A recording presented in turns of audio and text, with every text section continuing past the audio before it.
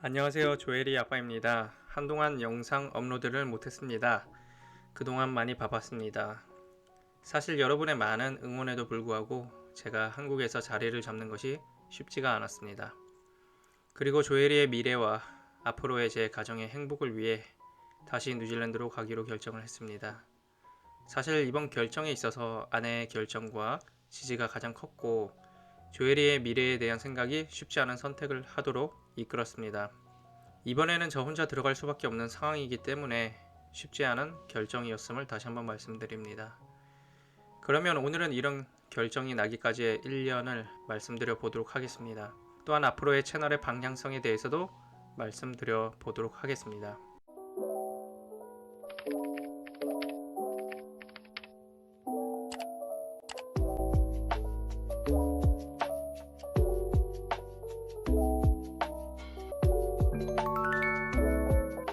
사실 어떤 분이 앞으로 한국에서 무엇을 할 것인지 물어보신 분이 있으셔서 예전에 제가 댓글에 말씀드린 적이 있는데 한국에서 다른 기술을 3년 정도 익혀서 다시 뉴질랜드를 가든 호주를 가든 할 거라고 말씀드렸습니다.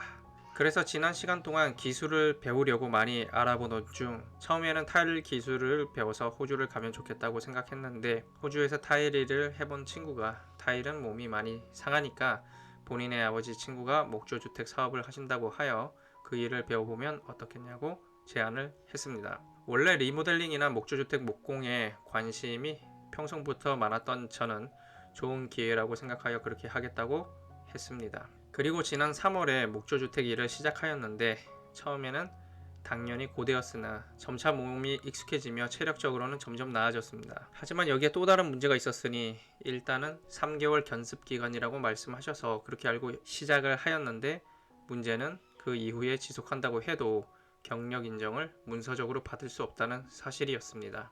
한국에서는 그쪽 회사들이 대부분 개인업자로서 운영하고 세금을 회피하다 보니 용역 형태로 일을 하고 그래서 세금을 절약하기 위해 용역 형태로 사람을 고용하기 때문에 당연히 경력으로서 인정을 받을 수 없는 것이었습니다. 거기서 이쪽으로 20년 일하신 분들이 말씀하시길 한국의 목조 건축 쪽 생태계가 거의 다 그렇다고 하여 더 이상 지속할 수는 없었습니다. 저에게는 시간이 얼마 없거든요. 만 40세가 넘어가면 호주 이민은 거의 힘들고 뉴질랜드도 영주권 신청 시 39세까지가 EOI 나이 점수가 가장 높기 때문입니다. 일 자체는 사실 저하고 잘 맞는다고 생각했는데 굉장히 아쉬운 마음이 컸습니다.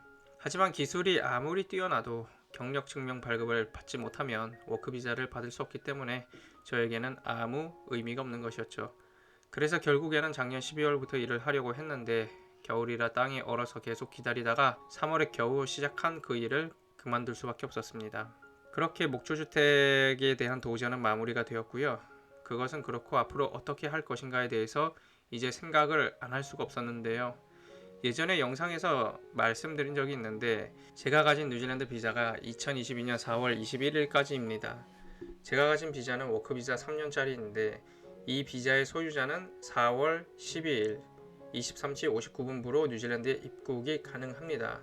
만기일까지 굉장히 짧은 기간만 남아있다 보니까 많은 고민이 되었습니다.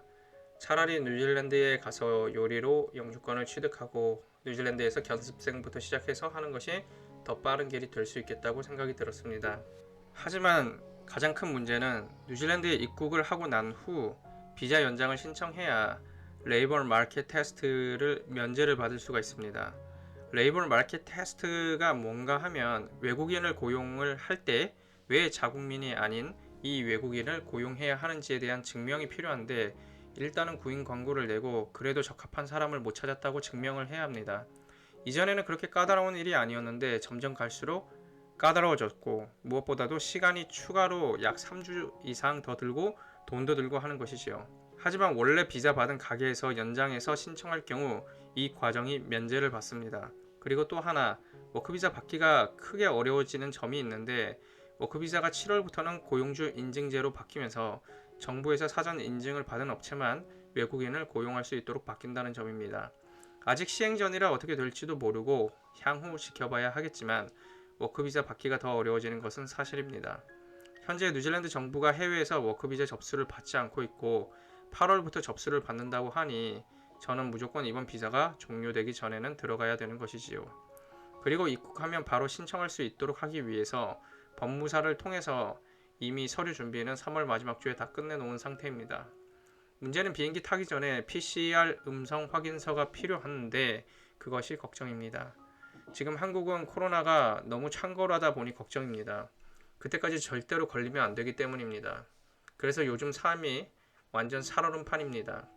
저희 친누나 가족도 5명 다 코로나에 걸리고 회복되었지만 문제는 코로나 바이러스가 증상이 호전되고 다 낫는다고 해도 길게는 한 달 이상 지속된다고 하니 가기 전에 만나고는 싶은데 걱정이 돼서 만날 수 있을까라는 생각이 듭니다. 사실 지난 1년 반 동안 이것저것 한국에서 거의 시도해보지 않은 것이 없을 정도로 정착하기 위해서 노력했는데 결국엔 길이 안 열리다 보니 뉴질랜드에 다시 갈 수밖에 없는 환경이 되었습니다. 사실 조엘이의 장래를 생각하면 교육 환경이나 삶의 질은 뉴질랜드가 훨씬 좋다는 것을 알기 때문에 언젠가는 가려는 생각은 했지만 이렇게 빨리 가게 될 줄은 예상 밖이었기 때문입니다. 게다가 제일 힘든 점은 사랑하는 아내와 조엘이를 두고 혼자 가야 하는 상황이고 약 1년 뒤에 아내와 조엘이가 뉴질랜드에 오게 되어도 저희 어머니가 혼자 속초에 사시게 되면 그것도 걱정입니다. 이렇게 다 같이 살다가 혼자 살면 굉장히 쓸쓸할 수 있다고 생각하기 때문입니다. 그런데 모든 것을 다 충족시키며 살 수는 없으니 걱정이 많아서 그런지 스트레스가 요즘 많은 것 같습니다. 그러한 것이 건강검진할 때 백혈구 수치로 나오더라고요. 하여튼 이러한 일들로 지난 3주 동안 굉장히 바쁘고 정신이 없었습니다. 오늘은 갑자기 결정된 뉴질랜드 행에 대해서 여러분께 알려드렸습니다. 그리고 앞으로 이 채널의 향방은 많이 달라질 것 같습니다. 원래 취지는 조엘이의 성장 과정을 기록하는 채널이었으나 앞으로는 뉴질랜드 소개 및 일상 브이로그 형태로 바뀔 것입니다. 일단 다음 방송부터 뉴질랜드에 입국하기 위한 준비 과정 및 입국 과정, 그리고 뉴질랜드에 도착해서 차량 구매라든지 집을 구하고 일을 하고 무엇을 하고 좋은 곳에 가면 소개하고 지역 맛집 등을 소개하는 형태로 바뀔 것입니다. 앞으로도 여러분들의 많은 성원 부탁드리고요. 항상 건강히 계시고 무엇보다도 제가 무사히 출국 그리고 뉴질랜드에 입국하도록 기도 많이 해주시면 감사하겠습니다. 오늘은 여기까지 하도록 하겠습니다. 감사합니다.